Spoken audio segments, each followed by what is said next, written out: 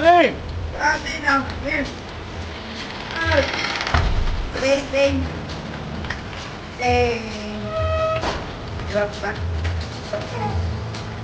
Why?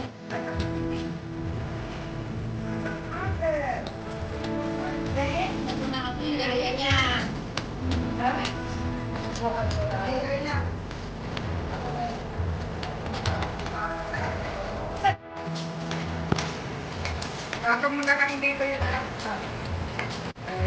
Di sabi ko lang mamaya. Huwag ka na. Enjoy lang kayo sa dinner, ha? Pinangayayat ni Ilay, oh. Nag-diet yan, ma'am. Nag-diet ako, ma'am. O, to! Huwag ka mag-diet na dito. Mag-stay ka sa atin ng 1 week. Oh my God. Tingnan ko lang.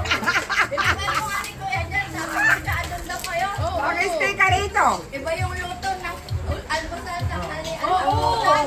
Hindi ka talaga maguluto kay mama. Ganon? Ay talaga. At saka puro fresh. Para naman hindi ka nakaranas nun. Yung vegetable, napaka-fresh.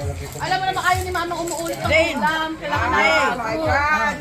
Pagka 3 beses na, 3 araw, nandun na yung abot-abot na yung ulam namin. Kain ko na sa asa ko. Layo. Right in. Right in. You know that Lola Sally had So, kain lang kayo, guys, ha? Kain lang kayo. there in the backyard. Yes. Kain lang. Can I tell you the name? I have a Oreo and Nacho. Hi! Oh, okay, thumbs up. Oh, okay, thumbs up. Thumbs up. Oh. Yes. Oh, ito ang inaanak namin sa kasal. Yan. For the first time na makaapak sila dito sa aming munting barangay. Okay, enjoy lang kayo, ha. Aasarin ko kasi doon mas daw na pa ako sa kanya dito.